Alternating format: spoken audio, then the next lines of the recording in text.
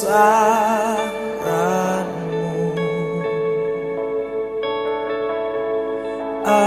Ajaib Tuhan, ajaib Tuhan, kami memuji kebesaran-Mu.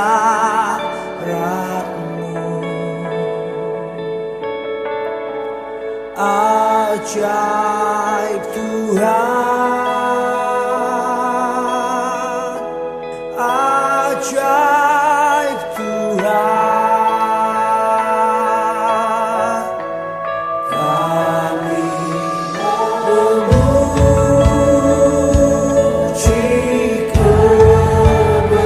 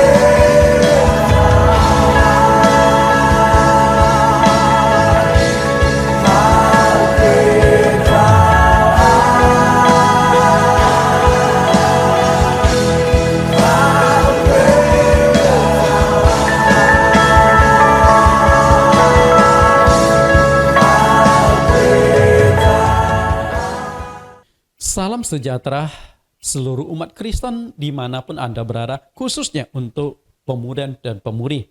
Kita berjumpa kembali dengan saya, Pendeta Nathan Jurnawan, di dalam ibadah live streaming. Nah, hari ini kita akan membahas tentang lanjutan pada khotbah yang lalu. Topiknya masih sama, yaitu pernikahan. Nah, sesi yang akan kita kupas hari ini adalah sesi yang ke-13. Saya sudah siapkan 15 judul khusus membahas tentang pernikahan. Nah, hari ini ibadah selain ditayangkan di gereja kami, gereja lokal GCC atau Jesus Christ Community, juga ditayangkan di GBI Double C, di mana yang menjadi gembalanya adalah Bapak Pendeta Kemperta Titih. Oke, kita akan lihat, perhatikan di layar sinode kami. Kemudian Judul yang akan kita kupas hari ini adalah Terimalah Kekurangan Pasangan Hidupmu. Satu judul yang sangat-sangat penting untuk kita renungkan supaya pernikahan yang dijalani itu bisa bertahan sampai akhir. Sebelum kita mendengarkan kebenaran firman Tuhan, seperti biasa kita akan lebih dulu menaikkan pujian dan penyembahan yang akan dipandu langsung oleh Bapak Pendeta Jonathan Prawira melalui lagu-lagu yang beliau tulis.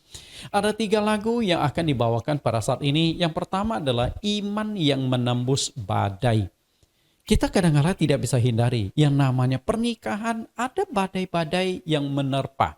Apakah itu masih berupa angin sepoi-sepoi, ataukah mulai angin ribut, bahkan terjadi badai sekalipun. Tetapi dengan iman kita yakin bisa melewati semuanya. Yang penting di dalam hidup kita adalah punya hati mengampuni dan melupakan. Karena nanti dalam kehidupan pernikahan, sadar atau tidak sadar, kita seringkali melukai pasangan hidup kita. Dan ketika terluka, apakah orang yang terluka itu bisa mengampuni dan bisa melupakan?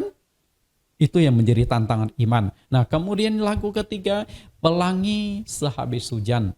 Jadi sebelum hujan mungkin cuaca mendung, kemudian ada petir, itu adalah satu gambaran tentang berbagai macam masalah, kesulitan, konflik di dalam rumah tangga. Tapi percayalah bahwa setelah badai itu selesai, maka akan muncul sebuah pelangi indah yang menghiasi pernikahan engkau. Mari kita akan dengarkan pujian penyembahan ini, kita ikuti lagu ini walaupun mungkin lagu ini terasa asing bagi Anda. Mari kami persilakan Pak Pendeta Jonathan Prawira.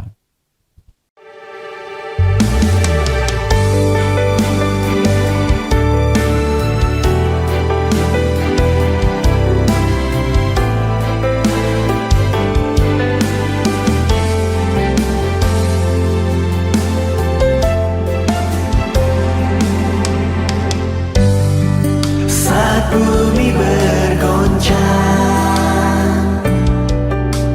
Kau batu karang yang menegakkanku. Saat angin menderu, Kau perisai perlindunganku.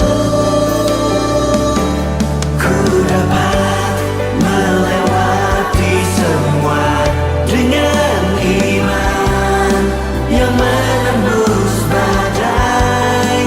Bersamamu Tuhan, Kau angkatku di atas ombak kehidupan. Yesus, Kau sumber kemenangan.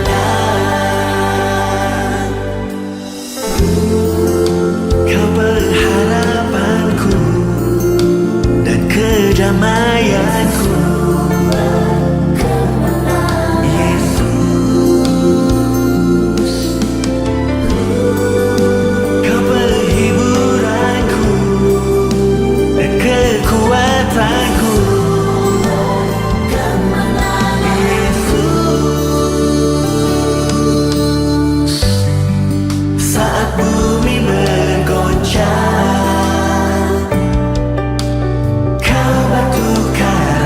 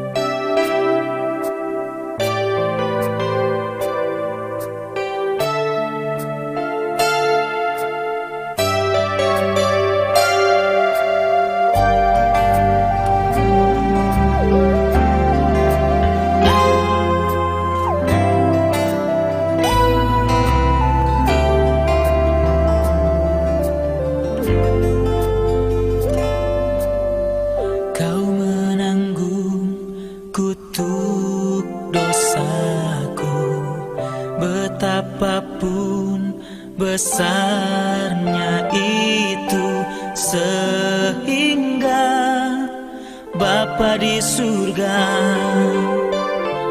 memalingkan wajah darimu. Kau lunasi hutang dosaku, betapapun mahalnya itu, tak pernah sekali jua Kau mengungkit lagi masa lalu, mengampuni dan melupakan. Itulah yang Engkau lakukan, supaya ku kan mengampuni dan melupakan.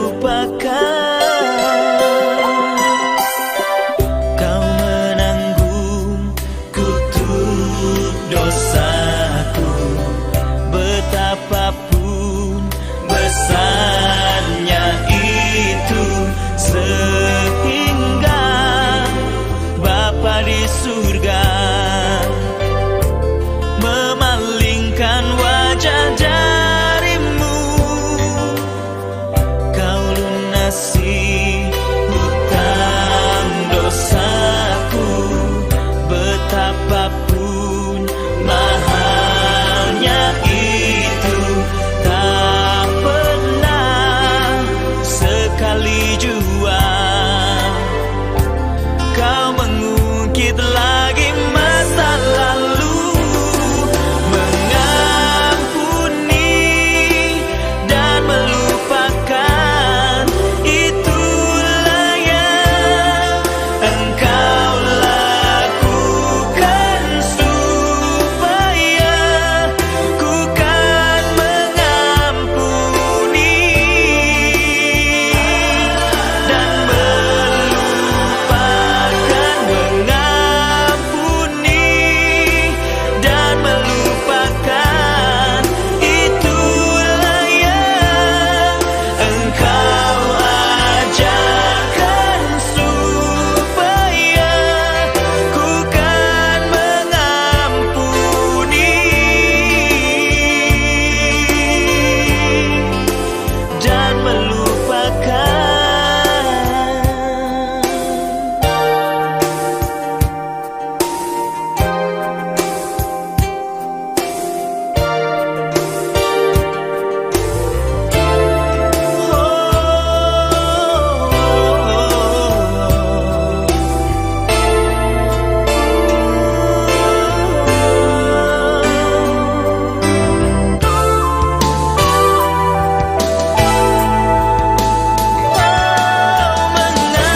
Mengampuni dan melupakan.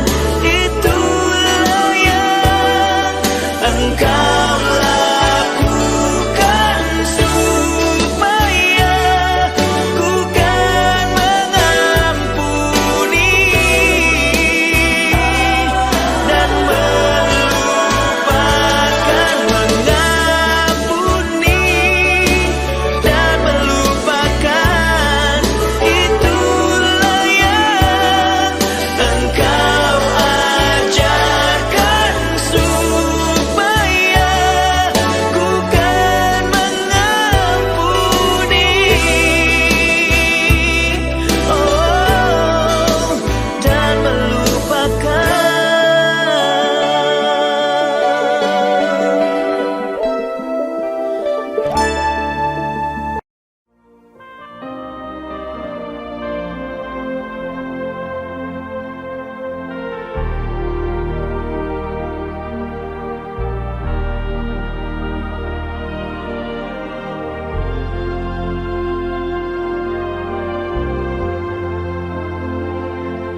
Jalan hidupku tak selalu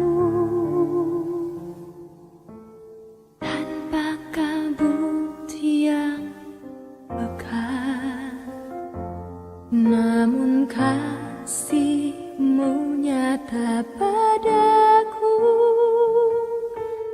Pada waktu-Mu yang tepat, seperti pelangi sehabis hujan, itulah janji setia-Mu Tuhan.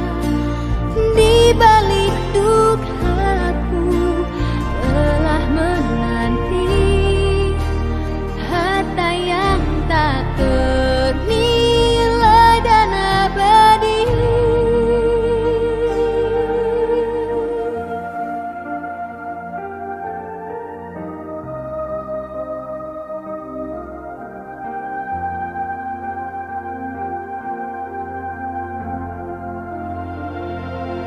Mungkin langit pun tak terlihat, tertutup awan tebal,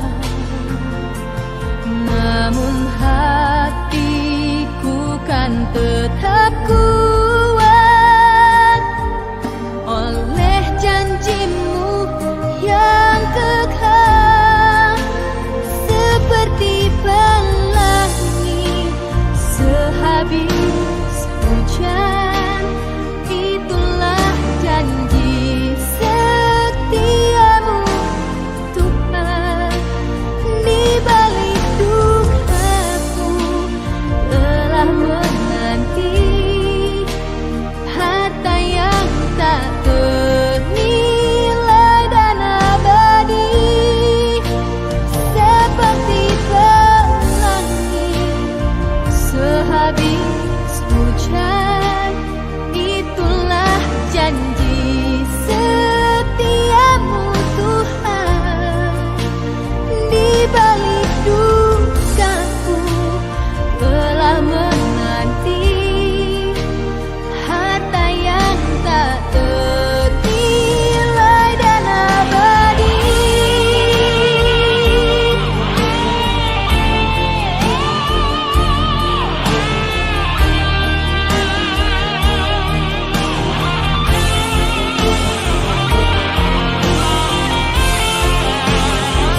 Seperti pelangi sehabis hujan, itulah janji setiamu Tuhan. Di balik dukaku telah menanti harta yang tak ternilai dan abadi.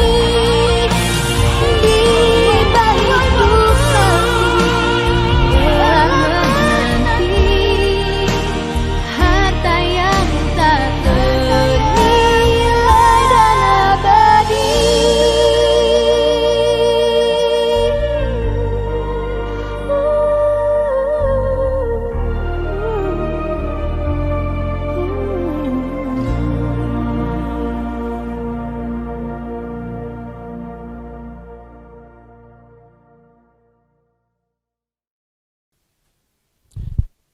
Kita sudah mendengarkan pujian penyembahan. Saya yakin Bapak Ibu juga mengikutinya. Kita akan berdoa masuk ke dalam kebenaran firman Tuhan. Di dalam nama Tuhan Yesus Kristus kami berdoa. Tuhan kami, Juru Selamat kami, dan juga Allah kami yang ajaib. Terima kasih Engkau tetap menyertai kami, sehingga hari ini kami tetap bisa beribadah meskipun masih sebatas live streaming yang kami lakukan, yang kami rencanakan jika COVID benar-benar sudah tertangani di Indonesia, maka Januari 2022 kami akan ibadah secara offline. Hampir 2 tahun Engkau tetap menyertai kami, dan juga seluruh umat tetap setia untuk mengikuti ibadah secara online. Dan hari ini kami kembali membahas topik tentang pernikahan di sesi yang ke-13. Mohon Tuhan memimpin kami, menyertai kami, dan membuka pikiran kami supaya kebenaran yang akan disampaikan yang berjudul Terimalah Kekurangan Pasangan Hidupmu. Itu akan menjadi inspirasi bagi kami untuk menerima pasangan kami masing-masing. Terima kasih Tuhan. Demikian doa permohonan kami, dan kami siap mendengarkan kebenaran firman-Mu. Di dalam nama Tuhan Yesus Kristus. Amin.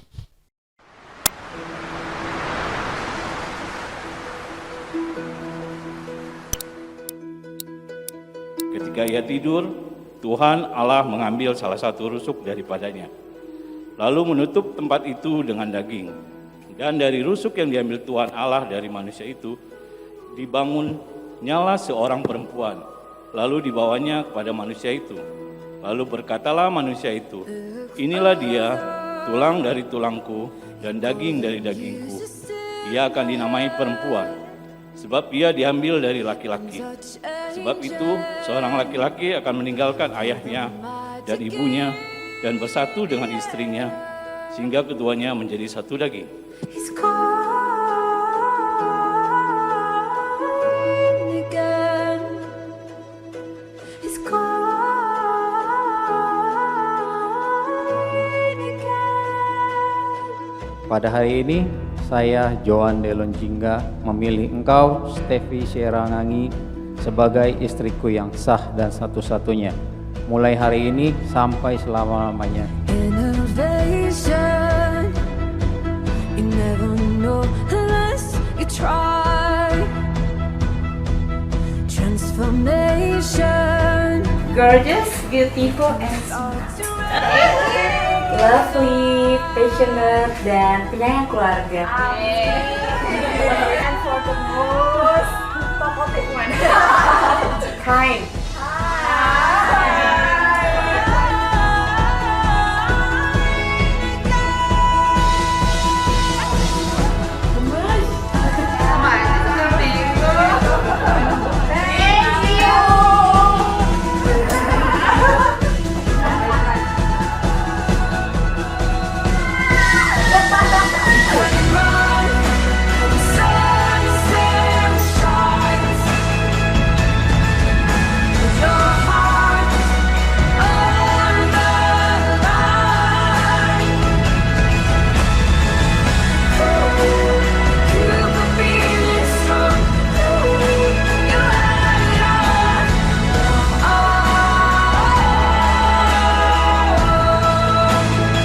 Berjanji untuk mengasihi engkau di dalam segala hal dan berjanji untuk menjaga engkau untuk selama-lamanya, baik dalam keadaan suka maupun duka, dalam keberlimpahan maupun kekurangan, baik dalam keadaan sakit maupun sehat, sampai maut memisahkan kita.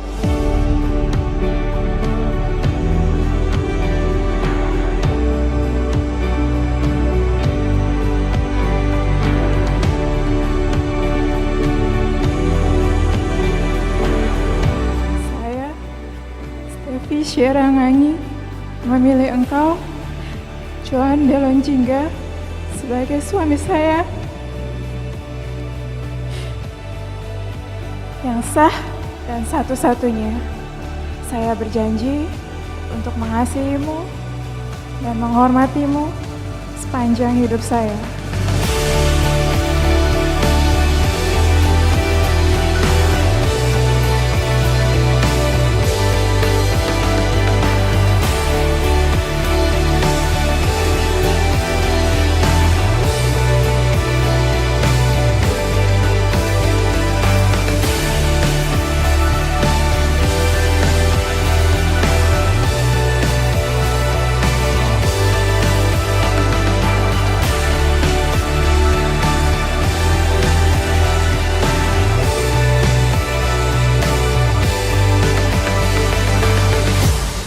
Selalu berusaha untuk menjadi istri yang baik dan setia kepadamu dalam segala keadaan, baik dalam masa suka dan duka, baik dalam waktu kelimpahan maupun kekurangan, pada waktu sehat ataupun sakit, sampai kematian memisahkan kita.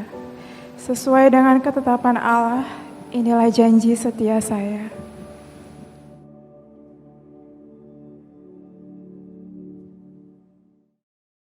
Bapak Ibu, video yang Bapak Ibu dengar dan juga saksikan barusan adalah video pernikahan dari jemaat saya yang bernama Joan dan Sierra. Pernikahan mereka dilangsungkan di Hotel Mulia atau Mulia Resort di Bali pada tanggal 19 September 2021.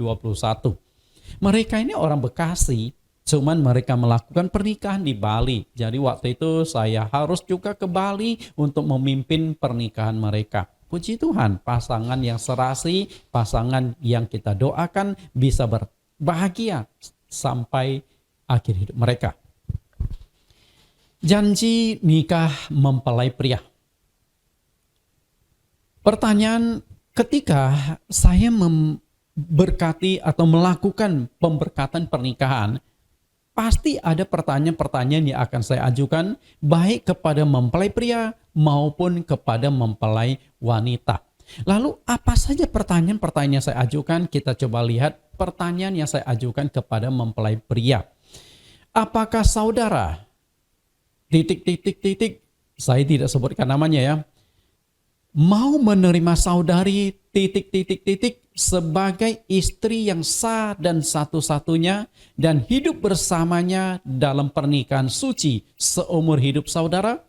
Apakah saudara mau mengasihinya sama seperti saudara mengasihi diri sendiri, mengasuh dan merawatnya, menghormati dan memeliharanya dalam segala keadaan, meninggalkan semuanya dan setia kepadanya selama saudara berdua hidup sampai kematian memisahkan? Apakah jawaban saudara? Jika saudara bersedia, jawablah, saya bersedia dengan pertolongan Roh Kudus. Nah, biasa mempelai laki-laki pasti akan jawab, saya bersedia dengan pertolongan Roh Kudus.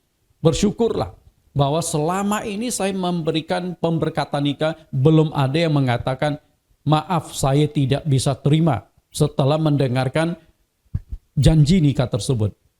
Tapi bersyukur semuanya bisa berlangsung dengan lancar. Nah, setelah saya ajukan pertanyaan ke mempelai prianya, lalu giliran mempelai wanita yang akan saya ajukan pertanyaan yang isinya hampir mirip-mirip. Cuman ada sedikit-sedikit perubahan. Kita lihat pertanyaan untuk mempelai wanita. Apakah saudari mau menerima saudara sebagai suami yang sah dan satu-satunya dan hidup bersamanya dalam pernikahan suci seumur hidup saudari? Apakah saudari mau tunduk kepadanya seperti kepada Tuhan, mengasuh, menolong dan merawatnya, menghormati dan memeliharanya dalam segala keadaan, meninggalkan semuanya dan setia kepadanya selama saudari berdua hidup sampai kematian memisahkan? Apakah jawab saudari? Jika saudari bersedia, katakan, ya, saya bersedia dengan pertolongan Roh Kudus. Dan mereka atau wanitanya akan menjawab, ya, saya bersedia dengan pertolongan Roh Kudus. Walaupun ketika menjawab, ada yang suaranya tegas, ya saya bersedia, tapi banyak juga yang malu-malu. Ya, itulah pembawaan khas dari wanita. Tapi gimana pun juga, apapun yang mereka ucapkan, walaupun suara kencang atau pelan, tetapi intinya adalah mereka sudah sepakat dan juga memegang teguh janji nikah yang sudah mereka ucapkan. Dengan demikian, setelah janji nikah, lalu saya menyuruh mereka mengenakan cincin kawin. Setelah itu baru saya berkati, kemudian baru mempelai laki-laki akan membuka slayer di mana saat itu dia sudah sah menjadi suami dan yang satu lagi sudah sah menjadi istri. Bapak Ibu, perhatikan gambar ini.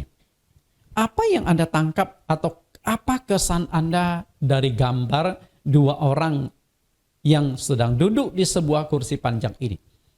Lihat gestur tubuh mereka, lihat cara tatapan mereka, kira-kira Anda bisa nggak analisa apa yang terjadi pada dua orang ini? Katakanlah mereka ini adalah sepasang. Apakah masih pacaran atau mungkin sudah suami istri? Kesan saya adalah terjadi konflik suami istri. Duduk saja sudah jaraknya jauh.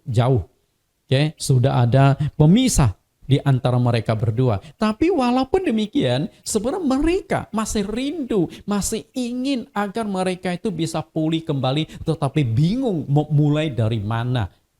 Pasti dua-duanya sudah ada luka-luka.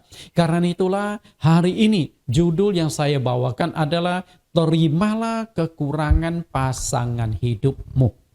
Oke, kita kupas tentang kebenaran firman Tuhan hari ini. Pernikahan itu adalah penyatuan.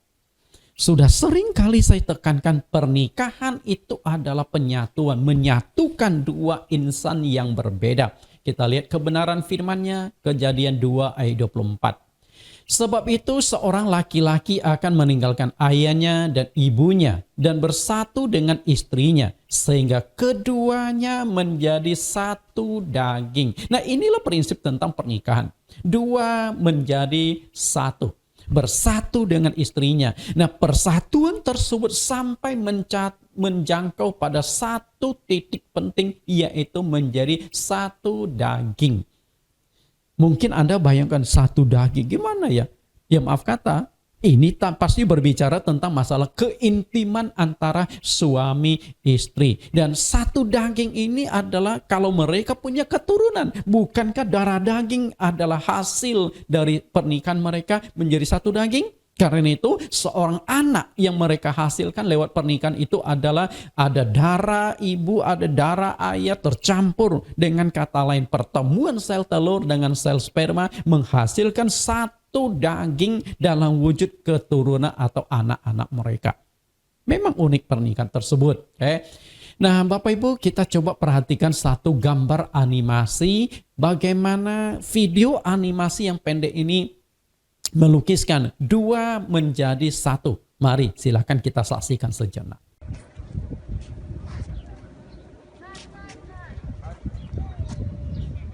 כאילו מנשק אותה, בואי תראי, רנה.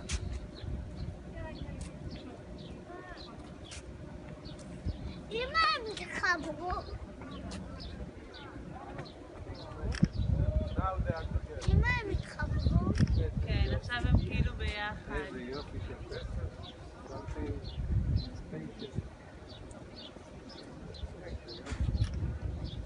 כמה מחשבה יש פה, אה?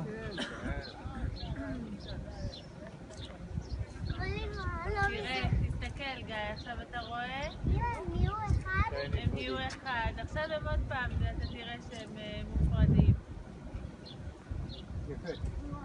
אוקיי. קלבר אאוטפיט. עכשיו זה. Oke, setelah Anda saksikan video tersebut, gimana kesan Anda?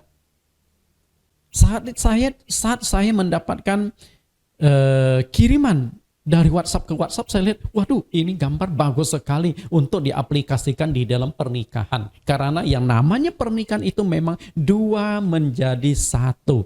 Pintar juga orang yang membuat teknologi ini sehingga dua orang, satu laki-laki dan satu wanita bisa disatukan menjadi satu patung atau satu sosok. Oke, semoga pernikahan Bapak Ibu juga bisa melakukan penyatuan seperti itu. Jika pernikahan itu penyatuan, maka kebalikannya perceraian itu adalah pemisahan. Penyatuan waktu pemberkatan, mereka hidup sebagai suami istri, tapi kadangkala konflik yang tidak terselesaikan akan mengakibatkan perceraian. Dan perceraian itu adalah pemisahan. Kita lihat apa yang dikatakan oleh Tuhan Yesus. Matius 19 ayat 4 sampai ayat 6. Jawab Yesus, tidakkah kamu baca bahwa Ia yang menciptakan manusia sejak semula menjadikan mereka laki-laki dan perempuan. Dan firman-Nya, sebab itu laki-laki akan meninggalkan ayahnya dan ibunya dan bersatu dengan istrinya. Sehingga keduanya itu menjadi satu daging. Demikianlah mereka bukan lagi dua, melainkan satu. Karena itu, apa yang telah dipersatukan Allah tidak boleh diceraikan manusia. Inilah prinsip firman Tuhan. Lihat, bersatu dengan istrinya. Itu waktu pernikahan. Kemudian ada penekanan lagi, tidak boleh diceraikan oleh manusia. Memang dari episode demi episode kebenaran yang saya sampaikan, Allah itu tidak setuju perceraian. Allah menentang tentang perceraian. Tetapi faktanya di dalam kehidupan kekristenan tidak bisa dihindari yang namanya terjadi perceraian. Tidak semua orang bisa mempertahankan pernikahan mereka. Itu apakah umat Kristen, jemaat biasa, pelayan di gereja, artinya pengurus-pengurus gereja, sampai hamba Tuhan pun banyak yang akhirnya bercerai. Bukan hanya terjadi di Indonesia, bahkan terjadi di luar negeri. Nah, apakah hamba-hamba Tuhan tersebut tidak pernah baca ayat ini? Apakah hamba-hamba Tuhan tersebut tidak mengerti ayat ini? Mereka mengerti. Kadang-kadang dalam kehidupan pasangan antara suami istri, mungkin hamba Tuhan ini tidak mau menceraikan, tapi kadang-kadang bisa istrinya yang kurang beriman, yang akhirnya istrinya yang menceraikan. Dan itu sudah saya pernah kupas satu topik tersendiri. Cerai dan nikah ulang. Nah, setelah bercerai, apakah boleh menikah ulang? Itu yang menjadi tantangan. Nah, kalau untuk mengerti lebih jauh, silakan link kembali atau buka kembali YouTube tersebut. Perceraian dan nikah ulang. Jadi prinsipnya adalah kalau sampai terjadi perceraian, tidak boleh menikah lagi atau berdamai dengan pasangan hidupmu. Kalaupun mau melakukan nikah ulang, maka harus tunggu sampai salah satunya itu meninggal atau salah satunya menikah lebih dulu. Maka yang menikah lebih dulu itu dianggap berzina, sehingga orang yang belakangan baru boleh menikah lagi. Itu prinsip firman Tuhan. Silakan lihat kembali pelajaran yang sudah lalu. Satukan. Dalam pernikahan itu adalah menyatukan. Apa saja yang perlu disatukan? Layar ini pernah saya buka beberapa waktu yang lalu. Sifat pasangan Anda. Sifat itu bisa mencakup emosinya, kejujurannya, perkataannya. Dan itu menyatukan tidak gampang. Justru seringkali emosi itulah yang menjadi pemisah, yang bisa menghancurkan pernikahan. Perkataan-perkataan itu kadang-kadang lebih tajam dari lidah, sehingga tanpa Anda sadari Anda sudah melukai pasangan hidup Anda dengan kalimat-kalimat Anda, dengan perkataan-perkataan Anda. Lidah kita lebih tajam dari pisau. Pisau itu hanya bisa melukai tubuh Anda, dan itu bisa pulih kembali, diobati, bisa sembuh. Tapi yang namanya luka dalam atau luka batin itu tidak semudah yang Anda bayangkan, biasa sulit sekali sembuh. Maka tidak heran, gara-gara emosi meledak-ledak, gara-gara perkataan pasangan yang menyakitkan, akhirnya mereka terpaksa bercerai. Karena itu tidak mudah disatukan ya. Yang kedua, hobi pasangan. Yang satunya suka memancing atau yang suka berenang, sedangkan yang satunya suka belanja di mall ataupun suka hiking. Jadi yang namanya hobi itu masing-masing itu punya, pria maupun wanita, dan hobi itu seringkali sudah mereka pupuk dari waktu mereka masih kecil. Saya hobinya nyelam, ya. Saya hobinya laut, tapi istri saya tidak hobi dengan laut. Ya, karena itu gimana dijembatani. Kemudian menyatukan kebiasaan pasangan. Waktu tidur, apakah dia ngorok, kemudian tidurnya seperti apa, kemudian kebersihannya seperti apa, lalu makanan kesukaan pasangan, bagaimana dipersatukan. Yang satunya doyan sekali dengan makanan yang bau-bau, pete, jengkol, dan lain sebagainya. Rasanya kalau masakan tanpa pete dan jengkol kurang lengkap. Sedangkan yang satunya begitu mencium bau pete atau bau jengkol langsung mual-mual dan muntah-muntah. Nah, gimana menjembatani? Gimana cara menyatukan kedua perbedaan tersebut? Lalu kesehatan fisik. Nah, apakah ada penyakit bawaan, masalah kesuburan dan sebagainya? Nah, apakah pasangannya bisa terima dengan kondisi fisiknya? Apakah sebelum mereka menikah, mereka sudah terus terang kepada pasangan, oh saya punya penyakit ini loh, penyakit bawaan loh. Karena kadang-kadang Ketika pacaran itu tidak berterus terang, setelah menikah baru muncul, oh ternyata dia punya penyakit bawaan. Oh ternyata keluarga dekatnya itu ada yang sakit ke jiwa. Dan itu sangat-sangat mempengaruhi. Nah itulah, menyatukan banyak perbedaan-perbedaan tersebut bukan hal yang mudah. Tidak mudah. Untuk menyatukan perbedaan memang bukan perkara yang mudah, tapi yang namanya pernikahan, mau atau tidak mau, memang penyatuan itu harus terjadi, harus dilakukan. Penyatuan itu dibutuhkan kesabaran, pengertian, dan waktu yang lama. Kenapa saya katakan 3 hal itu penting? Kesabaran, pengertian, dan waktu. Kesabaran. Kalau Anda tidak sabar, Anda pasti marah. Kenapa sih begini dan begitu? Lalu pengertian. Pengertian adalah Anda harus coba memahami pasangan Anda. Kenapa dia begini, kenapa begitu. Anda harus coba memahami. Dan Anda mungkin setelah menikah akan terkaget-kaget dengan karakter, dengan sifat, dengan kebiasaan dan sebagainya dari pasangan hidup Anda. Karena sebelum Anda hidup satu atap, sebelum Anda hidup satu ranjang, Anda belum mengenal dengan utuh pasangan hidupmu. Orang yang akan menjadi suami, yang akan menjadi suamimu, yang akan menjadi istrimu, Anda belum kenal seutuhnya. Apalagi saya pernah katakan berulang kali, masa pacaran adalah masa menjual diri. Anda hanya menonjolkan kelebihan-kelebihan, kekurangan itu Anda tutupi semuanya. Betul? Coba deh ngaku anak-anak muda di sini yang sedang pacaran. Apakah Anda pernah terbuka semua kekurangan-kekurangan diri Anda kepada pasanganmu? Tidak, betul? Anda tutupi sampai akhirnya menikah. Hidup bersama satu atap, hidup bersama satu kamar, hidup bersama satu ranjang. Kan gak mungkin ditutupi lagi. Makanya dua-duanya kadang-kala terkaget-kaget. Loh kok begini pasangan hidup saya? Nah itulah. Makanya yang namanya menikah itu memang filosofi yang mengatakan membeli kucing dalam karung adalah hal yang sering kali terjadi. Ketika kucing itu kita beli, kita tidak tahu kucing ini warnanya apa. Oke? Kucing ini seperti apa? Kita tidak tahu. Kita bawa pulang setelah buka kucing itu baru tahu. Oh kucing ini warnanya begini. Oh modelnya seperti itu. Oke. Maka tidak heran para pakar yang khusus menangani masalah pernikahan tersebut menentukan tahun-tahun dalam pernikahan manusia dengan simbol-simbol tertentu.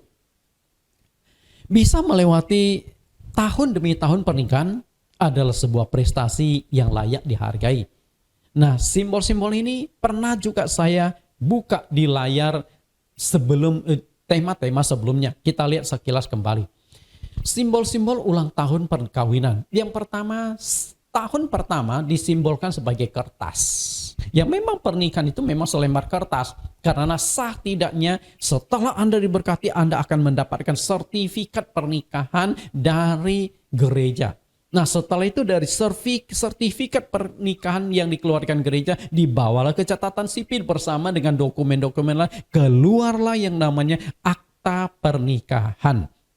Okay? Dan akta itulah yang menyatukan kalian. Maka ketika Anda menjual rumah atau melakukan transaksi bisnis, akta itu dibutuhkan sebagai pembuktian bahwa kalian memang suami istri. Dan ketika kalian, maaf kata, sampai suatu saat konflik yang tidak selesaikan terjadi perceraian, nanti juga akan muncul satu akta lagi, akta perceraian. Artinya secara legal kalian sudah tidak bersama lagi, kalian sudah dipisahkan oleh hukum karena konflik yang terjadi di dalam rumah tangga yang tidak terselesaikan.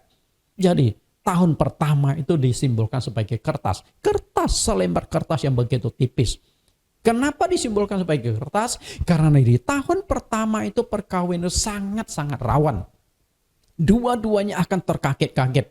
Lah kok pasangan saya begini? Loh kok pasangan saya begitu? Terkaget-kaget. Nah kalau tidak sanggup menjembatani di tahun pertama itu, memang untuk masuk ke tahun kedua dan seterusnya itu akan berat. Maka di sini dikatakan simbol tahun pertama adalah kertas, sangat rapuh, sangat mudah sobek karena air sedikit saja itu sudah rusak.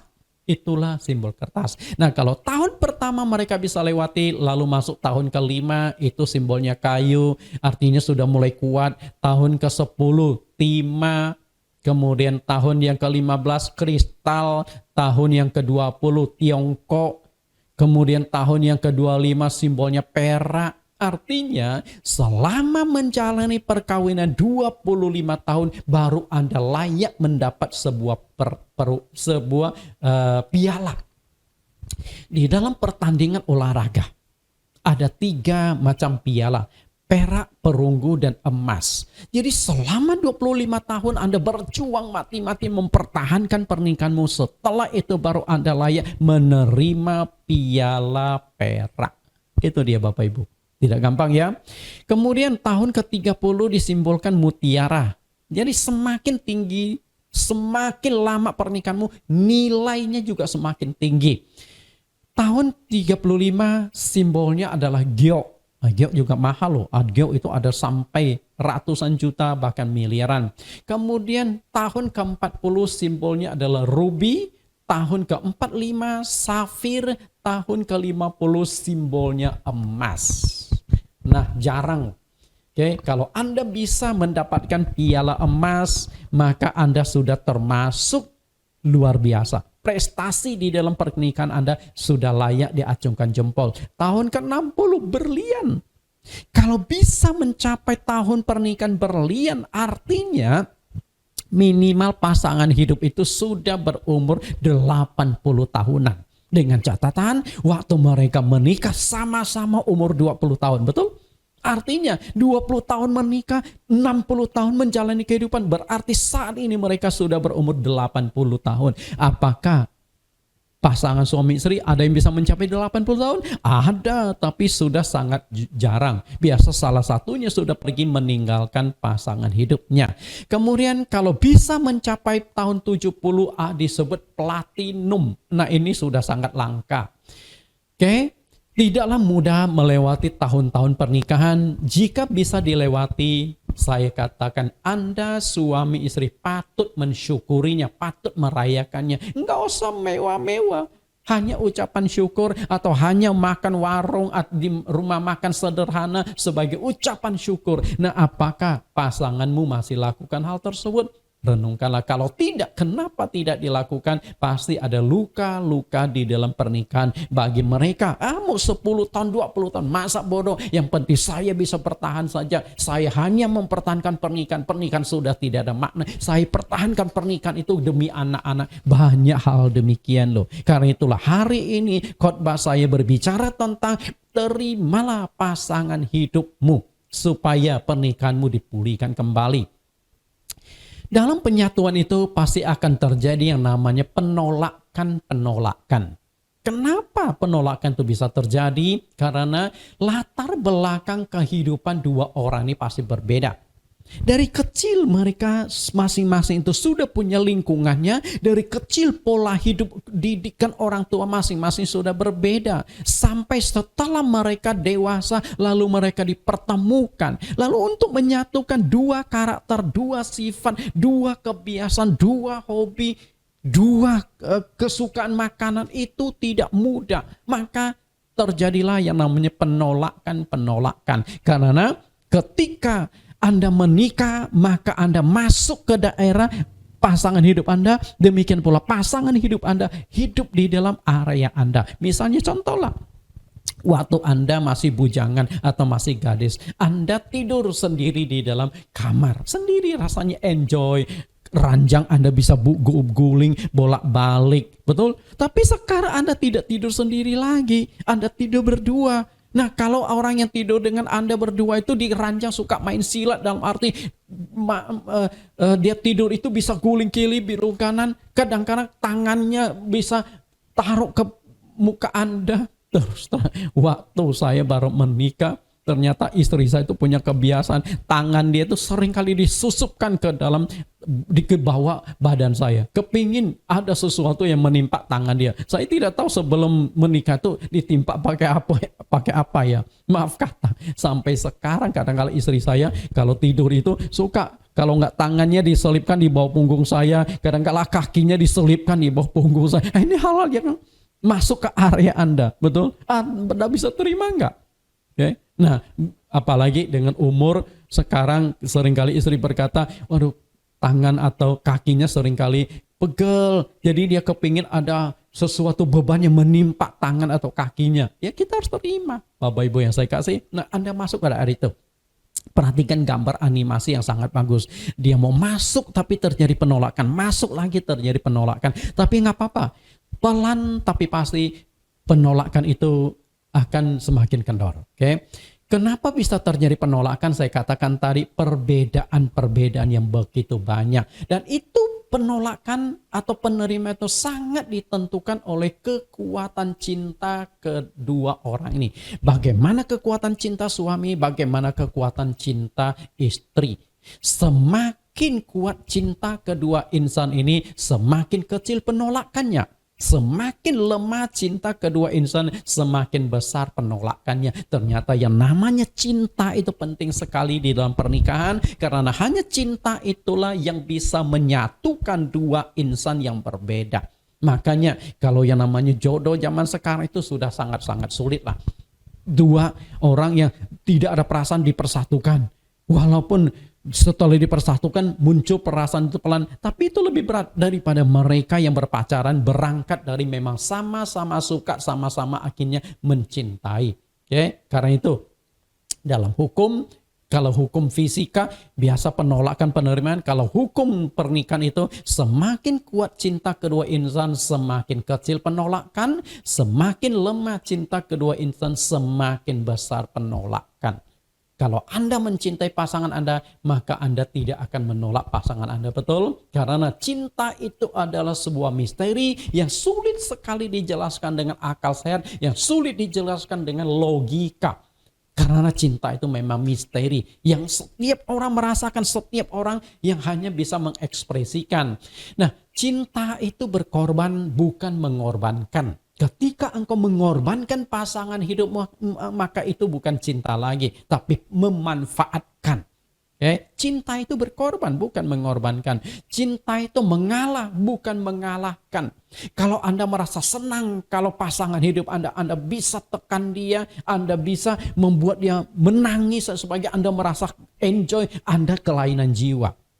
Justru kalau Anda mencintai pasangan, Anda harus mengalah. Mengalah itu bukan berarti Anda itu salah. Kadang-kadang Anda benar pun, kadang-kadang Anda harus mengalah. Khusus yang laki-laki. Betul? Yang laki-laki.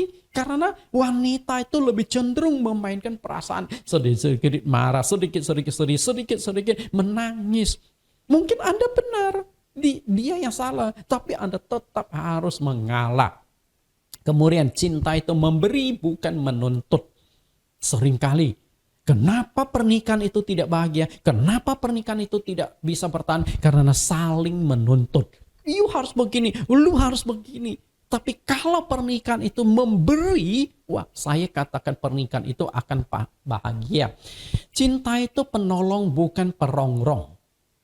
Dari awal di dalam Kejadian pasal yang kedua ayat 18, sudah ditekankan, Tuhan berkata, aku akan menjadikan seorang penolong yang sepadan untuk dia.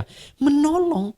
Kalau penolong berarti Anda punya kelemahan, kekurangan, baru dibutuhkan penolong. Kalau Anda sudah sempurna, semuanya bisa, Anda bisa atasi semua kekurangan, kesulitan Anda tidak butuh penolong lagi. Cukup saja Anda nggak usah menikah. Tapi kalau Anda memutuskan menikah, berarti ada sesuatu yang kurang dalam diri Anda, yang Anda membutuhkan orang lain untuk menyempurnakan, untuk menolong Anda. Karena itu, cinta itu penolong, bukan merongrong. Kalau sampai merongrong itu bukan cinta lagi, kembali lagi memanfaatkan. Kalau pernikahan itu memanfaatkan, maka percayalah pernikahan tersebut tidak akan bisa bertahan. Karena prinsipnya tidak semua orang ingin dimanfaatkan. Mungkin untuk jangka waktu tertentu dimanfaatkan, oke. Karena mungkin dia masih ada perasaan, tapi lama-lama dimanfaatkan, semua hanya dimanfaatkan, lama-lama dia juga akan benci kepada engkau. Itulah misteri tentang cinta. Cinta itu adalah pengorbanan. Kita lihat bagaimana pengorbanan Yakub karena dia mencintai Rahel. Kejadian pasal 29 ayat 15 sampai ayat yang ke-20. Kemudian berkatalah Laban kepada Yakub, masakan karena engkau adalah sanak saudaraku, engkau bekerja kepadaku dengan cuma-cuma, katakanlah kepadaku apa yang patut menjadi upamu. Yakub cinta kepada Rahel, sebab itu ia berkata, aku mau bekerja kepadamu 7 tahun lamanya untuk mendapatkan Rahel, anakmu yang lebih muda itu. Sahut Laban, lebih baiklah ia kuberikan kepadamu daripada kepada orang lain, maka tinggallah kepadaku. Dan jadi bekerjalah Yakub 7 tahun lamanya untuk mendapatkan Rahel itu. Tetapi yang 7 tahun itu dianggapnya beberapa hari saja, karena cintanya kepada Rahel. Inilah pengorbanan. Cinta. Jadi cinta itu berkorban. Kita lihat bagaimana cintanya Yakub kepada Rahel itu sebenarnya sepupu dia. Karena ibu dari Yakub dengan ayah dari Rahel itu kakak adik. Yang satunya Laban, yang satunya Ribka. Ribka itu adalah ibunya Yakub ini. Nah, ketika dia bertemu dengan Rahel, dia jatuh cinta karena Rahel selain cantik, matanya berseri-seri. Kita lihat, akhirnya dia berani berkata kepada calon mertuanya, atau sebenarnya itu adalah boleh dikatakan semacam paman lah. Pamannya, paman, oke, saya akan bekerja 7 tahun lamanya. Tidak usah kasih gaji. Aku ingin menikah dengan anakmu yang kecil, yaitu si Rahel. Nah, kebetulan istri saya juga Rahel. Cuma untunglah mertua saya tidak minta saya bekerja 7 tahun. Oke, masih bersyukurlah. Tapi kita lihat bagaimana hebatnya Yakub cintanya kepada Rahel. Sehingga dia rela bekerja 7 tahun tanpa dibayar hanya untuk mendapatkan Rahel. Dan hebatnya lagi kekuatan cinta 7 tahun itu dianggap hanya beberapa hari saja. Jadi kalau orang lagi pacaran, lupa waktu itu mungkin seperti ini kali ya. Makanya kadang-kadang sekarang kan saya dengan istri sudah menikah 20 tahun lebih, 26 tahunan. Dan anak-anak saya juga mulai tumbuh besar dan sudah mulai ada kenal-kenal pacar. Oke, kadang-kadang kita sebagai orang tua tuh kesel karena kalau sudah pacaran tuh bisa seharian. Kadang-kadang lupa waktu, kita harus teleponin, kamu di mana? Sudah malam pulang. Ya, karena inilah cinta. Cinta itu memang membuat orang lupa daratan, membuat orang lupa waktu. Maka seperti Yakub inilah, cinta itu membuat dia lupa bahwa dia bekerja 7 tahun itu nggak main-main. Tapi itulah sebuah kekuatan cinta. Apa penilaian Anda dari gambar berikut ini? Perhatikan gambar ini. 4 buah hati. Bagaimana Anda menilainya? Bisa tangkap? Oke. Kita lihat. Ketika engkau masih ABG, anak baru gede, jika engkau tertarik pada seseorang, perasaan itu begitu kuat. Mau ketemu dia saja rasanya gemetaran. Mau ketemu dia saja rasanya kita harus berdandan dulu. Pokoknya apalagi masuk ke masalah yang namanya cinta pertama atau cinta monyet. Rasanya dak-dik-duk. Begitu dekat dengan dia saja rasanya ada voltase yang begitu tinggi bisa tersengat. Itu lagi kuat-kuatnya. Oke, kemudian ketika engkau pacaran, kekuatan cinta dapat mengalahkan banyak hal. Seperti yang terjadi pada Yakub ini. 7 tahun dia bekerja. Dia tidak berpikir 7 tahun itu dia harus korbankan banyak waktu, banyak tenaga, banyak perasaan dan sebagainya. Dia harus korbankan semuanya. Tapi 7 tahun itu dia merasa hanya beberapa hari saja. Saya katakan luar biasa. 7 tahun kalau dia merasa beberapa bulan masih oke lah. 7 tahun dia merasa hanya beberapa hari saja. Itulah cinta, kekuatan luar biasa. Tapi pasangan muda yang baru menikah, perasaan cinta mereka mungkin masih hangat dan masih mesra. Kemudian seiring dengan berjalannya waktu, perasaan cinta suami istri itu pelan tapi pasti akan mengarah pada persahabatan. Karena cinta itu memang untuk bertahan terus seperti waktu Anda baru mulai pacaran. Itu nggak mungkin.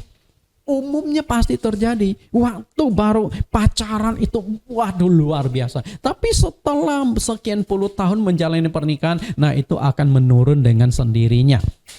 Tapi bukan berarti menurun tidak cinta lagi. Dia pelan tapi pasti akan mengarah pada persahabatan. Menjadi teman bicara, teman ngobrol, menjadi teman yang saling membutuhkan. Oke? Kemudian, jika persahabatan tersebut tidak dipelihara dengan baik, maka akan terjadi konflik yang menyebabkan luka-luka di dalam pernikahan.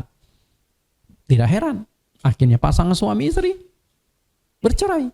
Karena tahapannya dari cinta kemudian persahabatan. Kalau persahabatan tidak dipertahankan, ya sudah bubar. Oh itu hanya teman, masa bodoh. Karena ketika persahabatan dengan cinta itu pasti beda.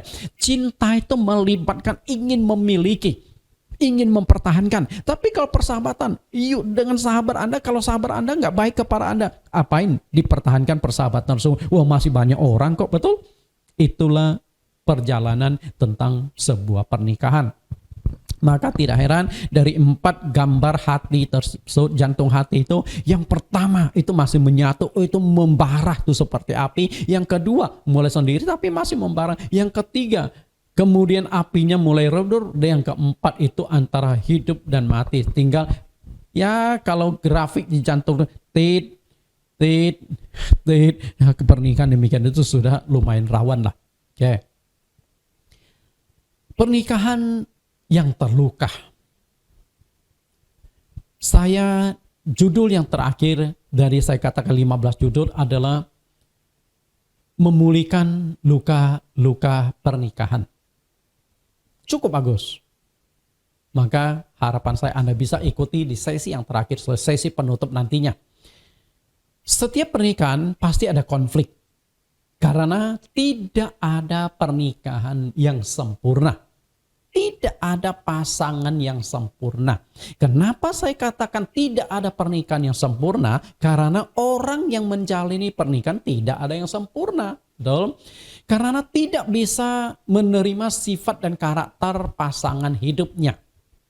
Maka terjadilah luka-luka di dalam pernikahan. Kalau Anda bisa terima segala kekurangan pasangan, maka engkau tidak akan terluka. Tapi karena engkau tidak bisa menerima kekurangan-kekurangan pasanganmu, maka engkau akan terluka. Misalnya yang satunya suka marah-marah, Anda bisa terima enggak? Nah kalau Anda bisa terima, maka engkau tidak akan dilukai oleh dia. Tapi karena engkau tidak bisa menerima, maka engkau pasti dilukai oleh dia. Bisa tangkap? Maka luka-luka di dalam pernikahan itu sadar tidak sadar itu pasti terjadi. Nah pasangan suami atau istri tidak bisa menjalankan fungsinya dengan baik. Tanggung jawab sebagai seorang suami tidak dijalankan. Tidak memberikan nafkah. Mungkin nafkah lahir, nafkah batin kepada istri. Nah demikian pula tugas seorang suami. Mengurus rumah tangga, melayani suami dan sebagainya tidak dijalankan. Maka di sana tuh pasti terjadi konflik. Pasti terjadi yang namanya pertengkaran. Karena faktor pekerjaan atau keuangan. Sang suami sebagai kepala keluarga mati-matian harus bekerja setiap hari. Kadang-kadang pagi-pagi dia sudah harus keluar untuk bekerja seharian. Setelah pulang istrinya nggak begitu berikan perhatian, masak aja asal-asalan, betul? Setelah kerja seharian begitu capek, istri nggak peduli sudah sampai di rumah, suami harus mengurus diri sendiri. Kalau begitu ngapain menikah? Artinya fungsi suami harus jalankan, fungsi istri harus dijalankan. Dan di Alkitab itu tugas suami sudah diatur, tugas istri sudah diatur. Cuman sayang sekali itu saya tidak sempat kupas. Karena kalau saya kupas terus khotbah berseri tentang pernikahan itu akan menjadi kepanjangan. Ini pun 15 sesi sudah saya pangkas-pangkas, sudah saya padatkan. Poin-poin yang penting saya sampaikan supaya bisa menjadi panduan bagi semua pasangan Kristen di dalam menjalani kehidupan pernikahan, khususnya mereka yang lagi pacaran. Karena perbedaan cara mendidik anak. Kalau saya dengan istri juga ada perbedaan dalam mendidik anak. Kalau istri saya sangat proteksi anak, sedangkan saya itu lebih suka memberikan kelonggaran kepada anak, bukan berarti plong, kelonggaran dalam batasan tertentu. Makanya kalau anak saya sudah keluar sudah mulai malam sedikit saja, pasti saya diminta, coba hubungi anakmu, coba hubungi. Saya itu kadang-kala merasa anak ini sudah umur 20 tahun, ya udahlah berikan kebebasan, dia sudah bisa bertanggung jawab. Oke, itu cara berbeda.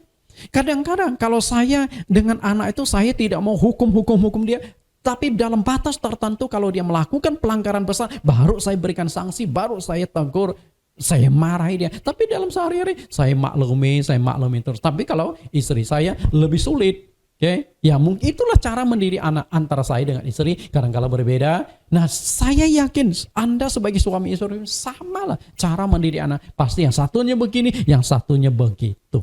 Dan itu kalau tidak jembatani dengan baik-baik, nah itu akan masalah. Lalu adanya intervensi orang luar dari pernikahan. Intervensi orang tua masing-masing. Artinya intervensi dari mertua Anda. Intervensi dari kakak adik pasangan Anda. Artinya intervensi dari ipar-ipar Anda. Atau intervensi dari family pasangan hidup Anda. Atau juga bisa terjadi intervensi dari teman-teman pasangan Anda di dalam pernikahan kalian. Nah, hal-hal tersebut itu bisa menimbulkan konflik yang mengakibatkan luka-luka di dalam pernikahan. Dan kalau luka-luka itu tidak ditangani, tidak diobati, maka itu akan semakin menyakitkan dan tidak akan ada solusinya. Saya melayani sebagai hamba Tuhan sampai hari ini sudah 31 tahun. Walaupun di dalam pelayanan jatuh bangun banyak masalah kesulitan yang saya hadapi. Saya mempersembahkan diri sebagai hamba Tuhan dari tahun 1990. Nah, saat itu saya sudah masuk ke sekolah teologi.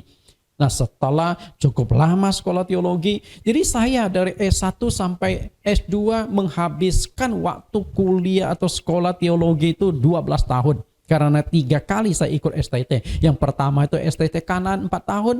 Nah, setelah itu saya lanjutkan lagi STT Harvest Lipo Karawaci. Setelah itu saya studi banding ke Taiwan. Setelah itu saya ikut lagi ambil S2 di STT Satya Wacana Salatiga. Total 12 tahun.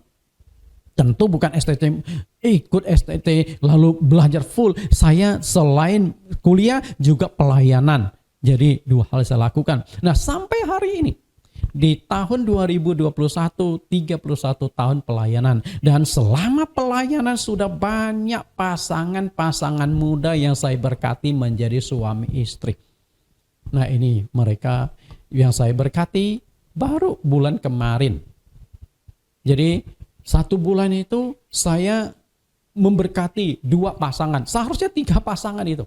Namun akhirnya satunya karena masalah COVID sehingga bergeser. Sebenarnya pasangan ini juga 2 tahun yang lalu sudah mau menikah. Tapi gara-gara COVID akhirnya tertunda terus. Sama juga pasangan dari Joan dan Sire. 2 tahun yang lalu mereka sudah mau menikah. Sudah booking Pak Nathan nanti ke Bali ya. Nih pernikahan kami ya. Bapak yang berkati ya. Oke. Tapi tertunda sampai akhirnya bulan September kemarin baru dijalankan pernikahan tersebut. Oke. Nah, ini 1 pasangan lagi. Dari dalam negeri sampai luar negeri. Nah, yang akan menikah ini 1 Juna Tom Mueller, itu adalah orang Jerman, dan 1 lagi adalah orang Indonesia. Dua-duanya sudah jemaat saya. Nah, mereka akan melangsungkan pernikahan hari ini. Oke, hari ini tanggal 7 November 2021. Jadi selesai ibadah live streaming. Nah, kemudian sorenya saya harus memimpin pemberkatan pernikahan kedua pasangan tersebut. Yang satunya orang Jerman, satunya orang Indonesia. Jadi selama puluhan tahun sudah banyak pasangan, bukan hanya dalam negeri tapi juga luar negeri yang sudah saya berkati mereka. Bahkan ada beberapa pasangan dari luar negeri itu dari Taiwan. Taiwan ketemu sama Indonesia. Khususnya banyak anak-anak muda, pemuda Taiwan yang menikah dengan amoy-amoy Singkawang. Ya, kita tangani pernikahan mereka. Nah, Tom ini adalah jemaat saya. Mereka, Jonah ini adalah jemaat saya. Nah, ini waktu mereka dibaptis. Ini adalah baptisan angkatan yang ke-20. Jadi sejak saya merintis gereja, setiap angkatan tuh saya catat.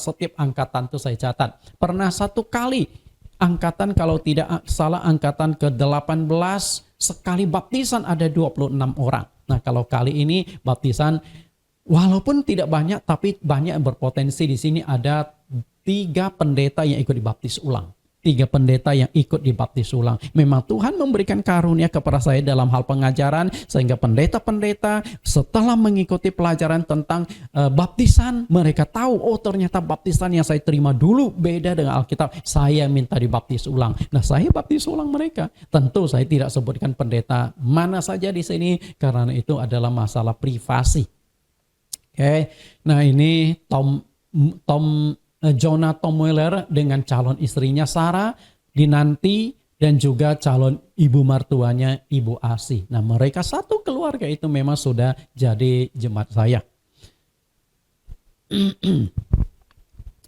Selama 30 tahunan menjadi hamba Tuhan, sudah banyak pasangan yang saya nikahkan. Rumah tangga mereka harmonis, rumah tangga mereka bahagia, dan mereka juga cukup aktif terlibat di dalam pelayanan di gereja. Pasangan suami istri muda ini, sampai mereka punya anak, dan anak mereka pun aktif ikut sekolah minggu. Ya bersyukurlah, memang banyak pasangan seperti itu sangat penting.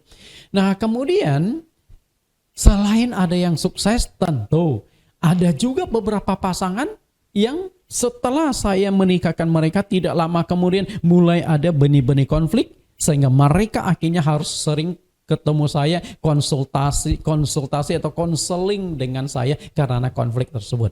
Banyak juga yang setelah konseling beberapa kali, masalah mereka bisa terselesaikan. Tapi walaupun saya banyak sukses menikahkan mereka, ada juga saya harus akui di antara yang saya nikahkan ada 3 pasangan akhirnya bercerai karena konflik yang tidak bisa diselesaikan. Mau diapakan lagi? Saya sudah berupaya dan mereka tetap ngotot berpisah, ya sudah, saya tidak bisa apa-apa lagi. Saya serahkan kembali kepada mereka dan kepada Tuhan karena keputusan mereka masing-masing. Fakta pengalaman saya dalam memberikan bimbingan pranikah. Ya, pengalaman. Seringkali waktu saya memberikan bimbingan pranikah, saya suka bertanya, mengapa engkau memilih si dia menjadi pasangan hidupmu? Bukankah di dunia masih banyak yang bisa Anda pilih? Bahkan pernah satu kali saya agak lucu juga, saya tanya kepada seorang gadis, kenapa sih kamu pilih yang laki-laki ini? Bukankah di dunia masih banyak laki-laki yang lebih ganteng? Di dunia ini 7 miliar manusia loh. 7 miliar manusia kalau bagi 2 50-50 berarti ada 3,5 miliar laki-laki di dunia loh. Kenapa sih kamu pilih begini? Oke, akhirnya dia jawabnya apa? Anda tahu nggak jawabannya apa? Demikian pula jawabnya, karena kami menemukan banyak persamaan di antara kami, sehingga kami merasa cocok satu dengan lain. Itu jawabannya. Laki-laki saya tanya juga sama. Kenapa sih kamu pilih wanita ini? Bukankah di dunia ada 3,5 miliar wanita? Kalau saat tadi saya katakan 50-50 ya, 50% laki-laki, 50% wanita. 3,5 miliar laki-laki wanita di dunia. Kenapa kau pilih ini? Jawabannya sama. Oh, kami menemukan banyak kesesuaian, banyak kecocokan, dan kami merasa cocok, merasa happy kalau sudah ketemu. Oke, saya pegang nih.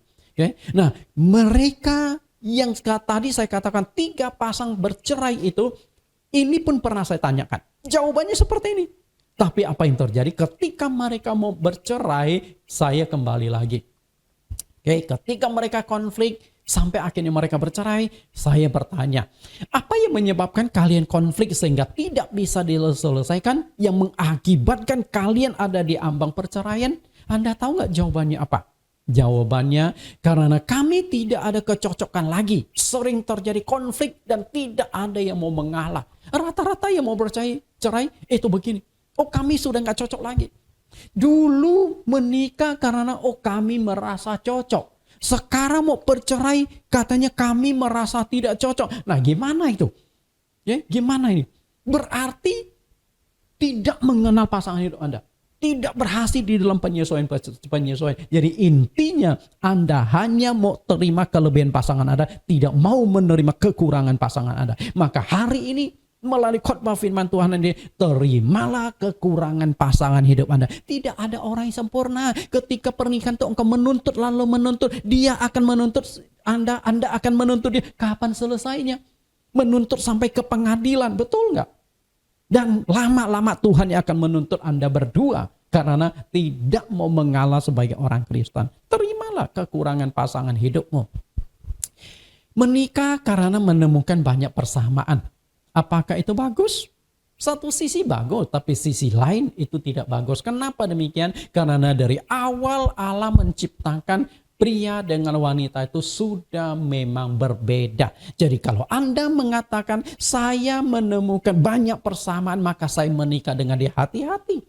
Hati-hati, karena apa? Dari awal itu sudah berbeda, jenis kelaminnya berbeda, betul nggak? Kalau Anda mau menemukan persamaan, Anda akan menikah dengan LGBT. Laki-laki nikah sama laki-laki, perempuan sama perempuan. Nah itu sama tuh dalam hal reproduksi, betul? Kemudian bentuk fisiknya itu sudah berbeda. Laki-laki bentuknya seperti ini, wanita bentuknya seperti ini. Kemudian sifat dan karakter sudah beda. Sifat karakter wanita dengan pria beda. Jadi gimana Anda mau katakan saya menemukan banyak persamaan dengan tidak. Pria dan wanita beda. Fungsi, tugas, dan tanggung jawab juga berbeda. Oke, misalnya nanti setelah menjadi suami istri, istrilah yang akan mengandung. Masa suami yang mengandung, betul nggak? Anda seistri nggak bisa berkata, aduh rasanya saya nggak kuat mengandung. You yang ngandung deh. Ini gimana? Itu kan sudah fungsi, itu kan sudah tugas tanggung jawab. Ya, nggak bisa oper-operan. Artinya memang ada tugas suami, ada tugas istri, tanggung jawab masing-masing. Nah, pada waktu konflik atau bercerai alasan karena banyak perbedaan di antara kami tanpa ada solusi. Dari awal Tuhan ciptakan itu sudah berbeda. Jadi kalau Anda mengatakan banyak perbedaan di antara kami, itu adalah kalimat yang aneh. Kalau sama, oke? Kalau Anda mengatakan kami sama, maka Anda akan terjebak di sini LGBT. Yang LGBT, yang sejenis aja. Banyak konflik, banyak masalah. Laki-laki menikah dengan laki-laki, banyak masalah. Wanita menikah dengan wanita, banyak masalah. Nah kalau yang sejenis, yang sama saja banyak konflik, apalagi yang berbeda, maka solusi satu-satunya adalah bukan mencari perbedaannya, kesamaannya, tapi bagaimana belajar menerima perbedaan-perbedaannya. Terimalah kekurangan pasangan hidupmu, perbedaan-perbedaan tersebut. Nah, gambar animasi ini apa yang Anda tangkap? Perceraian adalah pengingkaran atas janji pernikahan yang telah diikrarkan di hadapan Tuhan, di hadapan jemaat pada waktu pemberkatan nikah berlangsung. Betul nggak?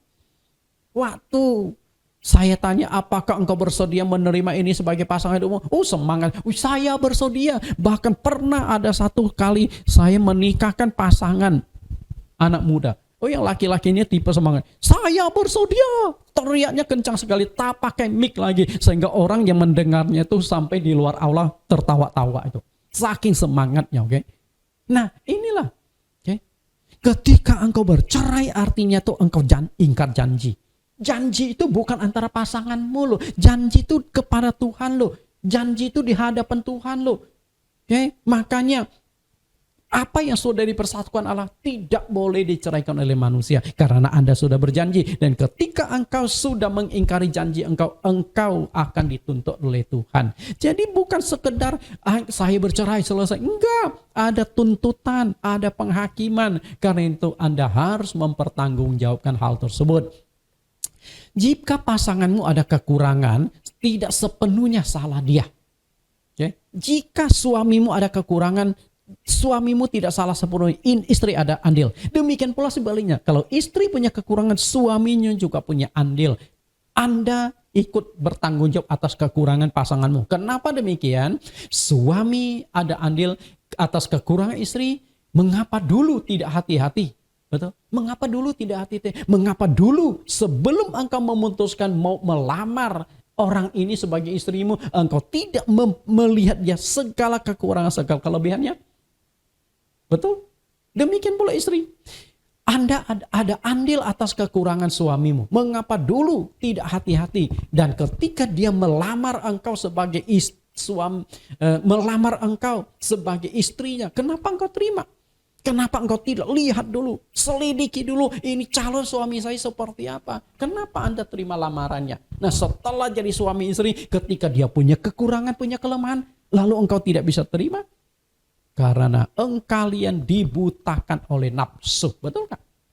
Dibutakan oleh nafsu. Bukan dibutakan oleh cinta loh. Perhatikan kembali khotbah saya di sesi yang ke-10. Nafsu itu buta, cinta itu melek. Cinta itu melek, yang membuat buta itu nafsu. Bisa tangkap? Nafsu yang membuat Anda buta, bukan cinta. Cinta itu melek. Karena apa? Cinta itu berkorban, bukan mengorbankan. Cinta itu memberi, bukan menuntun. Cinta itu penolong, bukan merongrong. Itu cinta. Cinta itu memberikan kebahagiaan, bukan menuntut kebahagiaan dari Anda, pasangan Anda. Itulah cinta. Karena itu cinta itu melek. Kalau betul-betul engkau mencintai seseorang, maka engkau akan memberikan kebahagiaan kepada pasanganmu. Hanya nafsulah yang menuntut supaya engkau dibahagiakan. Pernikahan adalah menyatukan dua insan yang banyak berbeda dalam hal sifat, kebiasaan, kebudayaan, latar belakang, dan lain sebagainya. Banyak perbedaan-perbedaan tersebut. Nah, bagaimana penyatuan itu bisa terjadi jika tidak benar-benar mengenal dan memahami pasangan Anda? Betul nggak? Akibatnya, jika mengalami kegagalan dalam penyatuan itu akan berujung pada perpisahan atau perceraian. Karena Anda dulu dibutakan oleh nafsu, bukan dibutakan oleh cinta. Nah, kesalahan umum yang terjadi dalam mengenal pasangan adalah, ini saya pernah buka beberapa waktu yang lalu. Oke? Perhatikan gambar ini. Sebelum menikah dan sesudah menikah. Sebelum menikah, Anda melihat pasangan Anda itu dengan cinta. Oh, semuanya indah, semuanya baik-baik. Dia punya tai lalat segede burung puyuh. Waktu pacaran punya tai lalat segede burung puyuh, tapi Anda melihat hanya sekedek kacang hijau. Benar nggak? Karena Anda nggak melihat kekurangannya, lihat baiknya, semuanya indahnya. Tapi setelah menikah, nah itu burung puyuh muncul tuh. Anda bertanya, loh ini rasanya tompel kamu semakin hari semakin gede. Padahal enggak. Waktu pacaran itu sudah segede burung puyuh. Kenapa demikian? Karena dia memandang dari perasaan. Sedangkan setelah menikah, ini dia. Matanya mulai digedekan. Apa kekurangan pasangan hidup saya? Betul? Nah, kalau ini mata kurang gede, digedein lagi sekalian. Ini nggak tahu kalau mata sapi atau mata apa itu. Melihat kekurangan pasangan.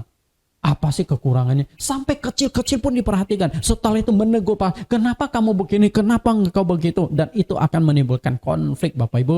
Karena itu cobalah diubah. Oke, sewaktu Anda berpacaran, mestinya mata Anda tuh begini.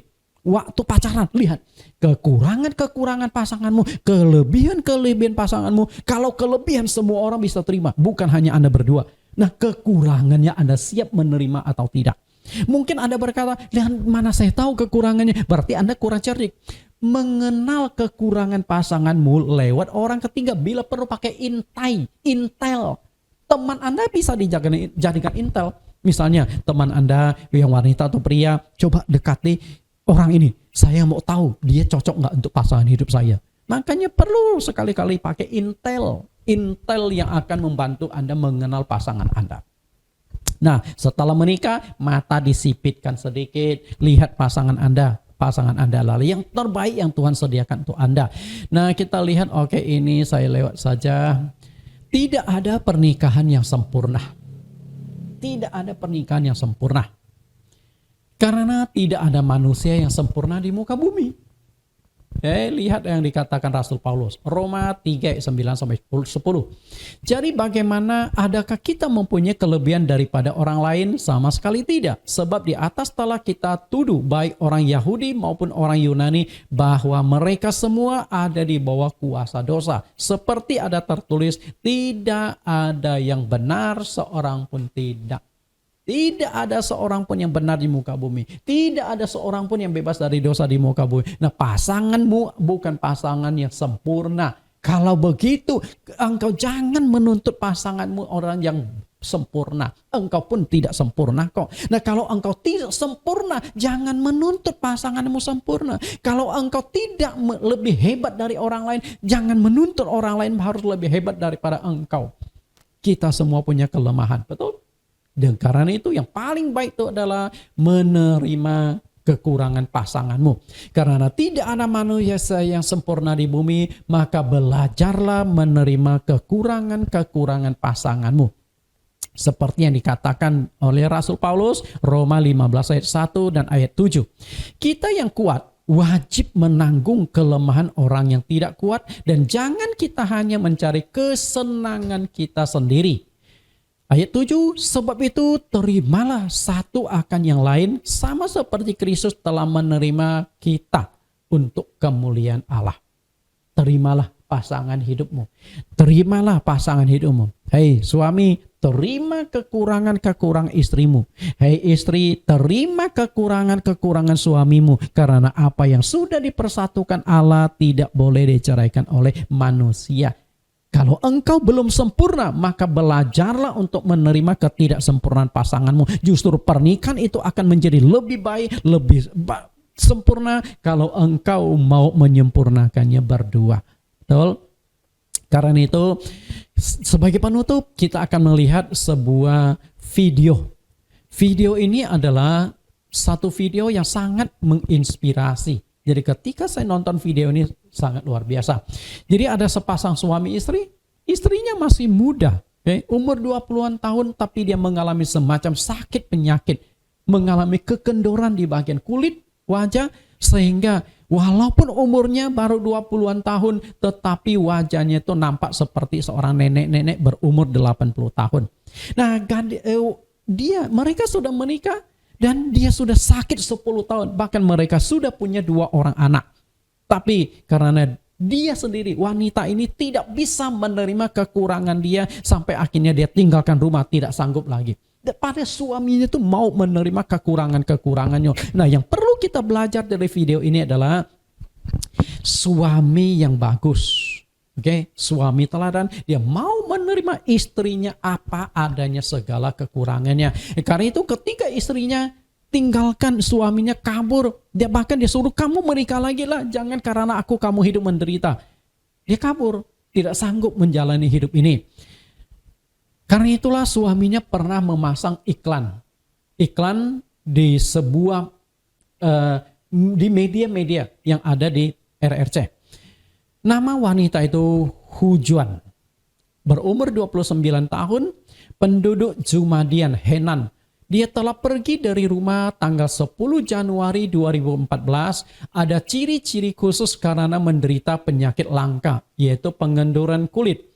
Meskipun berumur 29 tahun, tapi kulit wajahnya sudah kendor. Dilihat dari belakang, ia seperti orang muda, tetapi kalau dilihat dari depan seperti orang berusia lanjut. Keluarga berusaha mencarinya. Di rumah ada 2 anak yang mengharapkan ibunya. Kalau ada yang menjumpainya, harap dapat secepatnya menghubungi keluarganya. Nomor telepon sekian. Nah, ini adalah iklan. Iklan mencari orang yang hilang yang dipasang suaminya ke berbagai macam media. Ditempel-tempelkan. Nah, sehingga peristiwa ini menggugah sebuah stasiun televisi untuk meliput berita ini, sampai akhirnya stasiun televisi berhasil menemukan istrinya, bahkan berhasil mempersatukan mereka kembali, dan kisah ini cukup mengharukan. Mari kita akan nonton, saksikan bersama. Silakan ditayang. 他离家多久了？离家已经大半年了。你说他这个样子怎么去打工啊？之前他都不敢出门。 找工作，人家都说他在拿这个身份证是假的，你身份证是十几岁、20来岁，你一张脸70、80岁。他29、80岁的面孔，这后面是你老婆吗？这是我老婆结婚之前，19岁那年，这是我老婆生病以后。 这是怎么了？这是毁了容还是什么？我老婆得了这个世界上最罕见的这个皮肤松弛症。我真的害怕她如果在外面找不到工作，没吃的没喝的，对生活非常绝望的时候，又想不开。10年前，胡娟患上了罕见的获得性皮肤松弛，20岁妙龄的脸在一夜之间突然衰老成了80岁的样子。面对突如其来的苦难，胡娟陷入了深重的痛苦和挣扎之中，多次向丈夫朱继超提出离婚，并多次试图自杀。而10年来，朱继超在抚养2个年幼孩子的同时，从未放弃妻子的治疗。面对丈夫10年的不离不弃，歉疚的胡娟最终选择了离家出走，消失在茫茫人海。那么，在朱继超多方寻找未果之后，一夜变老的妻子胡娟会出现在告白的舞台，与苦苦寻找的丈夫相聚吗？我们说夫妻本是同林鸟，大难临头各自飞。你怎么理解这句话？可能是他们不够真的相爱吧。如果他们真的相爱的话，怎么会舍得自己的另一半？因为我老婆太不幸了，从小的时候，她妈妈就得了乳腺癌。嫁给我之前嘛，我爱人就跟我说：“你不要娶我，你看我们这个家，我还有一个上学的弟弟，我会拖着你的。”我就说我不怕，我真的不怕，不管我穷也好，我富也好，我只希望我们2个能够平平安安的过日子。到了后来呢，偏偏老天爷在折磨我老婆，就让得了这种病。一夜之间，当一切都物是人非的时候，你有的时候确实是难以接受。毕竟我们还没有到耄耋之年，真正的历经了岁月的穿梭。但是朱继超做得不错，他还一直坚持着，为他鼓个掌声啊！胡娟今天能不能来到现场呢？接下来我们来开启告白之门了。来，请站到开启告白之门的按键旁边。接下来问到你几个问题。如果胡娟今天没有来到现场，接下来你会怎么做？我会继续找，一直找到她为止。那孩子怎么办？孩子暂时先由我妈妈带着。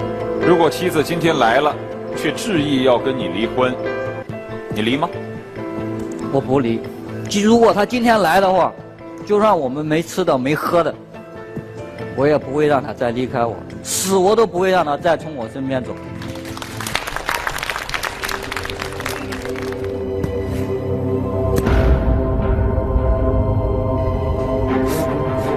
你在这干啥呀？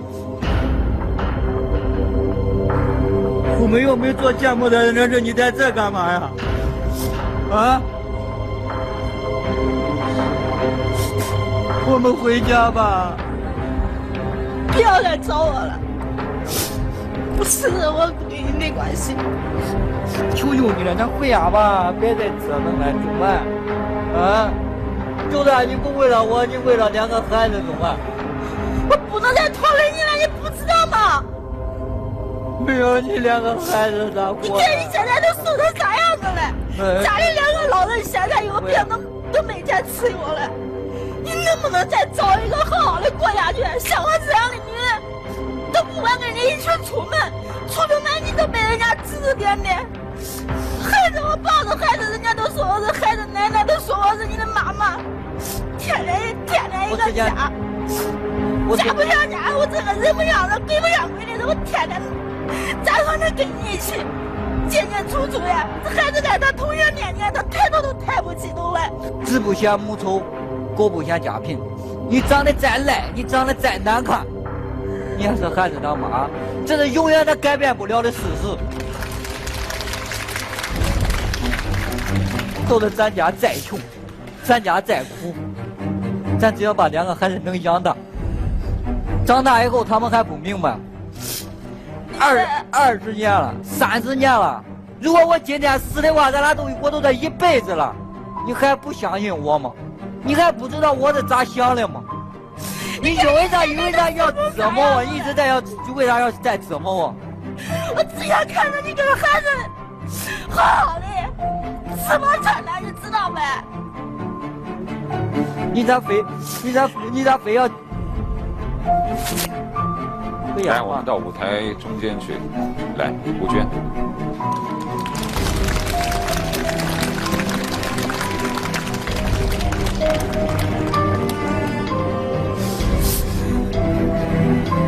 20几岁的身材，20几岁的声音，却是80几岁的面容。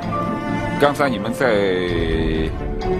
门的那一块儿，彼此非常激烈的交流的时候，我们可能每个人都非常的震撼。但是离家出走毕竟不是长久之计呀，你经常这样不在家里，家人会很担心你。我根本就没办法，我如果再继续跟他待在一起的话，简直就是害了整个家庭。10年，我老公对这个家，他真的是太多付出了。之前我真的是天天不敢出门，我天天就是过着人不像人鬼不像鬼的日子。说真的，刚开始的时候我很担心他会跟我离婚，我很害怕，我很担心他如果不要我了，我该怎么办？不是1天2天了，10年了，你还不相信我吗？啊！就是因为你对我太好了，我不能这样再害你了，孩子。这句话听起来有道理，又没有道理。就是因为你对我太好，所以我要离开你。各位嘉宾有什么话要对胡娟说吗？我是有满肚子的话想跟胡娟说。胡娟，我觉得同时身为女人，你现在那种感觉我特别能理解。因为你除了说从刚开始，因为我真的根本无法理解，你真的无法理解我这10年，人不人鬼不鬼的日子是怎样过的，你真的不理解我是怎么把我们这家庭拖成现在的这个情况的。因为这种病根本就没有发生在你们身上，你根本就无法理解的。不要再这样想，我是不会放手的。你为孩子想一想好不好？总办，我不管在外边有多累有多苦，回到家里有老婆有孩子，我感觉到我心里都可温暖了。不管你变成啥样，我都不会抛弃你。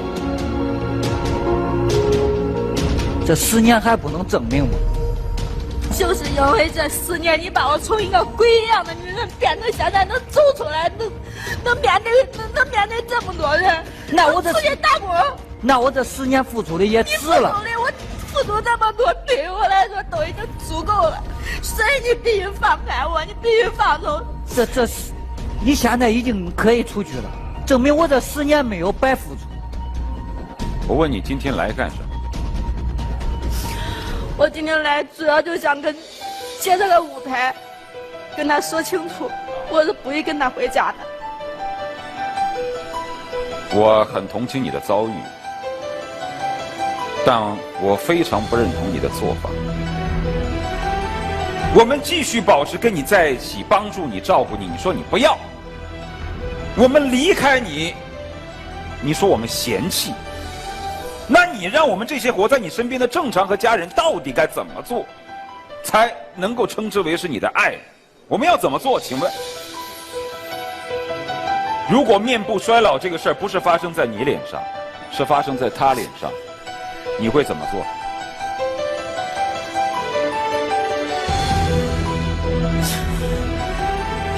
请回答我。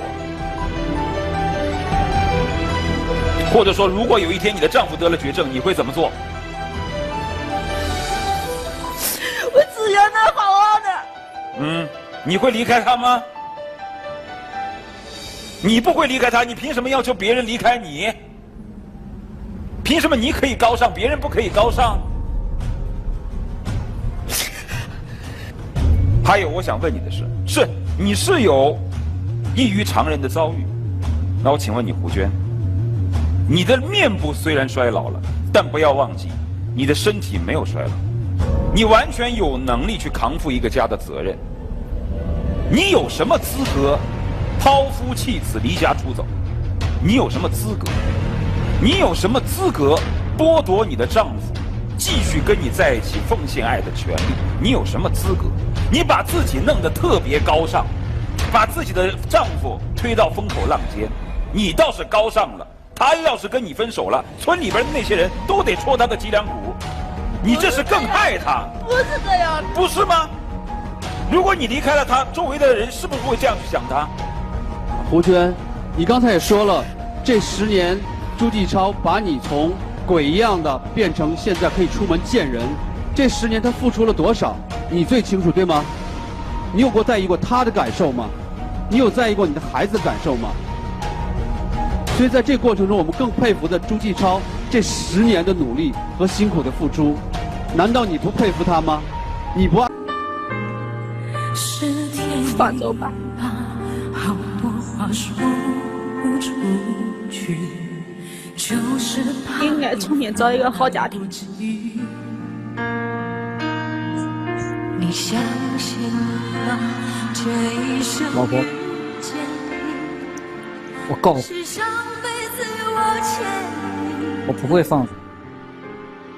是天意吧，让我老婆，我爱你。上你，我告诉全世界，才有这个让你离我而这个变老的女人，她都是我老婆。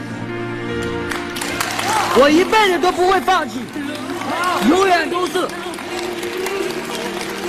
今生就该跟我回家吧，跟我回家吧，孩子都在等着我们。孩子还在等着我们。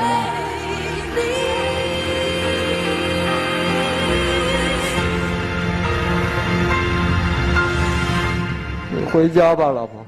一路上有你，苦一点也愿意，就算是为了分离与我相遇。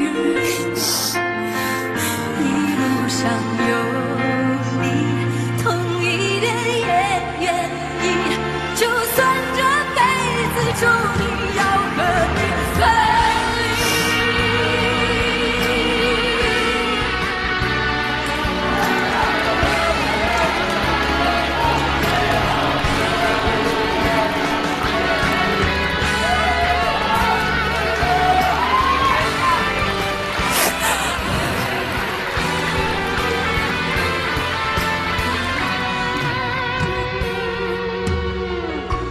也许轮回里早已注定，今生就该我还给你。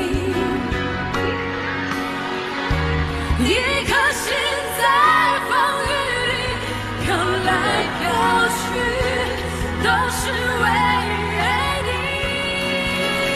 朱继超，如果我是你的话，我就二话不说，抱起他就走吧。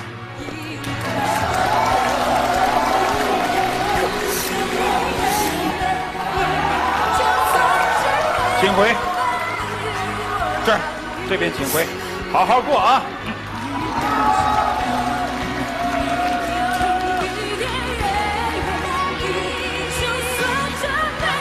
节目录制后，胡娟接受了上海伊兰美整形医院的爱心帮助。目前，胡娟脸上的皮肤已经得到改善。在胡娟生病之后，家中老小都背上了沉重的负担，经济和精神都陷入了困顿。而作为丈夫的朱继超，坚强地支撑起了整个家庭的重担。我们为他鼓掌。虽然漫长的治疗还在等待着胡娟，未来的困难也是显而易见。我们祝愿胡娟在以后的生活中能够像丈夫朱继超一样坚强和乐观。祝愿胡娟早日康复。 Bagaimana kesan Anda setelah menonton video itu? Jika orang yang tidak percaya Tuhan, jika orang yang bukan Kristen saja bisa terima pasangan hidup dia tidak mau menceraikan karena dia tahu apa yang sudah dipersatukan Allah tidak boleh diceraikan manusia. Bagaimana kita sebagai orang Kristen yang mengatakan, oh Yesus sudah berkorban untuk saya, oh saya orang Kristen yang harus mengorbankan untuk berkorban untuk orang lain. Kalau Anda tidak bisa menerima pasangan hidupmu, engkau lebih buruk daripada bukan Kristen. Karena itu hari ini saya katakan kembali di dalam khotbah saya, terimalah kekurangan pasangan hidupmu. Kita tundukkan kepala kita, kita berdoa. Di dalam nama Tuhan Yesus kami berdoa. Tuhan, Terima kasih kami sudah mendengarkan kebenaran firman-Mu, belajar menerima kekurangan pasangan hidup kami masing-masing. Kami bukan orang sempurna, karena itu kami tidak layak menuntut kesempurnaan dari pasangan kami.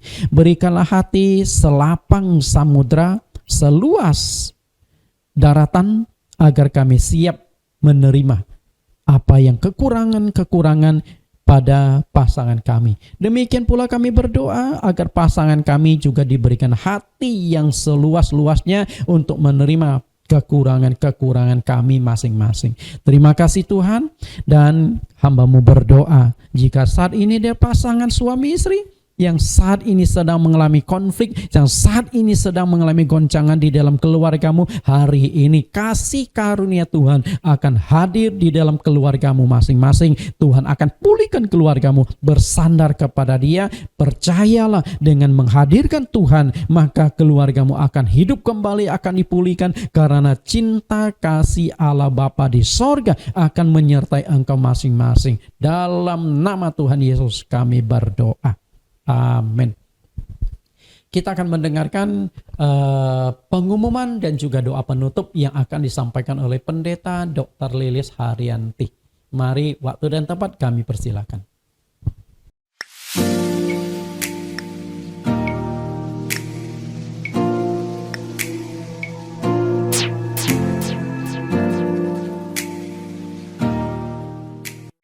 Atas nama semua pengurus jemaat dan simpatisan, mengucapkan banyak terima kasih kepada Bapak Pendeta Nathan yang telah melayani firman Tuhan pada hari ini. Tuhan Yesus memberkati. Pengumuman yang pertama, Sekretariat Gereja GYAE telah membuka pendaftaran baptisan air untuk angkatan ke-22. Bagi Bapak Ibu yang belum dibaptis atau yang ingin diperbarui baptisannya, agar sesuai dengan Alkitab, silakan mendaftar diri ke Bapak Pendeta Tony Hartanto dengan nomor handphone 0813 8863 3968. Baptisan akan diadakan pada pertengahan November 2021. Pengumuman yang kedua, bagi Bapak Ibu yang ingin belajar tentang topik baptisan air yang Alkitabiah, Senin ini 25 November jam 19, bisa ikut di Zoom. Masih ada 3 sesi pelajaran. Masuk Zoom dengan nomor ID 6868686969 dengan password community, huruf kecil semua. Pengumuman yang ketiga, mengingat dampak pernikahan itu sangat besar dalam kehidupan jasmani dan rohani setiap jemaat, dan masalah perkawinan yang begitu kacau di akhir zaman, maka ibadah live streaming setiap minggu, Pendeta Nathan mengupas tema perkawinan secara berseri yang terdiri dari 15 seri lengkap. Minggu depan seri yang ke-14. Judul yang akan dikupas adalah 4 dimensi kasih dalam keluarga. Pengumuman yang keempat, setiap awal bulan akan diadakan persekutuan doa khusus untuk para hamba Tuhan, pengurus dan aktivis dari GYAE di Rumah Wakil Gembala Bapak Pendeta Handato Cahyadi dengan alamat di Jalan Pulau Putri 7 Blok 01 nomor 47 Modern. Untuk bulan November, persekutuan doa akan diadakan pada tanggal 7 November 2021 jam 10 pagi sampai dengan jam 12. Pengumuman yang kelima, sinode kita Gereja Yesus Kristus Allah Esa GYAE telah membuka link YouTube yang khusus memuat pengajaran-pengajaran doktrin dengan nama Sinode GYAE. Topik pengajaran pertama yakni Sakramen Pembasuhan Kaki yang terdiri dari 5 sesi telah selesai diupload. Silakan kunjungi link YouTube Sinode GYAE. Segera menyusul topik Sakramen Baptisan Air yang terdiri dari 8 sesi. Pengumuman yang ke-6, hari Sabtu tanggal 30 Oktober 2021 telah dilaksanakan pentahbisan pendeta angkatan pertama oleh Sinode Gereja Yesus Kristus Allah Esa GYAE. Total yang ditahbiskan ada 12 hamba Tuhan, 9 pendeta penuh dan 2 pendeta muda dan 1 pendeta pembantu. Gereja lokal JCC juga menyertakan 6 pendeta. Pendeta Handato Cahyadi, Pendeta Agus Sudiono, Pendeta Dr. Lilis Haryanti Lalang, Pendeta Leonard Runtulalo, Pendeta Evi Ngangi, dan Pendeta Cikong. Pengumuman yang ketujuh, akan dilangsungkan pemberdekatan pernikahan jemaat kita. Zuna Tom Muller, warga Jerman, dengan Sarah Dinanti, warga Indonesia, pada hari Minggu 7 November 2021 jam 16 di Hotel Grand Mahakam. Mohon doa restunya. Pengumuman yang ke-8, telah dipanggil Tuhan Ibu Fani Lugito, istri dari Bapak Roni Chandra, Mama Kowindi, pada hari Senin tanggal 1 November 2021. Almarhumah telah dimakamkan pada hari Jumat di Lestari Memorial Park. Semoga keluarga yang ditinggalkan diberikan penghiburan dan sukacita penuh. Mari kita berdoa. Ya Tuhan Yesus Kristus, kami bersyukur karena pada pagi hari ini kami telah menerima firman Tuhan. Dan kami mau berdoa dengan pokok-pokok doa, ya Tuhan, bagi jemaat yang sakit. Bapak Bong Cijun, Bapak dari Bapak Pendeta Nathan, yang sekarang menderita penyakit stroke dan masih dirawat di rumah. Kiranya Tuhan menyembuhkannya dalam nama Yesus. Pendeta Stefanus dengan penyakit ginjal dan stroke, kiranya Tuhan Yesus menyembuhkannya. Dan Ibu Nagawati, kesehatannya dipulihkan dan berencana akan menjual rumahnya yang ada di Bogor dalam nama Yesus. Kondisi COVID-19, ya Tuhan, kami berdoa karena masih tinggi di dunia maupun di Indonesia, maka kami berdoa agar pelaksanaan vaksinasi di Indonesia dapat berlangsung dengan cepat dan tertib. Ya Tuhan Yesus, kami berdoa juga buat keamanan dan kedamaian di Indonesia, khususnya TNI dalam menghadapi kelompok bersenjata di Papua. Terima kasih Tuhan, kiranya Tuhan memberikan keamanan. Ya Tuhan, kami berdoa juga buat pembelian gedung gereja ibadah. Kiranya Tuhan memberkati dan memberikan jalan keluar bagi rencana ini. Ya Tuhan Yesus, kami berdoa juga buat pengajuan khusus dana kemanusiaan Yayasan Servia dari luar negeri akan dilancarkan semuanya. Terima kasih Tuhan Yesus. Inilah yang kami persembahkan seluruh pengurus dan jemaat GYAE. Kami serahkan semua doa dan permohonan ini hanya di dalam nama Tuhan Yesus Kristus. Kami sudah berdoa dan mengucap syukur. Kita sudah mendengarkan pengumuman dan juga doa syafaat. Kita akan akhiri ibadah kita. Mari angkat tangan saudara-saudari. Kasih dari sorga akan turun atas saudara sekalian. Maka saudara-saudari akan diberkati dalam pernikahan kalian masing-masing. Tuhan akan hadir di tengah-tengah keluargamu, memberkati istrimu, memberkati suamimu, memberkati anak-anakmu, memberkati pekerjaanmu, memberkati kesehatanmu, sehingga keluargamu adalah keluarga yang harmonis, keluarga yang penuh dengan kebahagiaan, karena Tuhan hadir di tengah-tengahmu saat ini sampai selama-lamanya.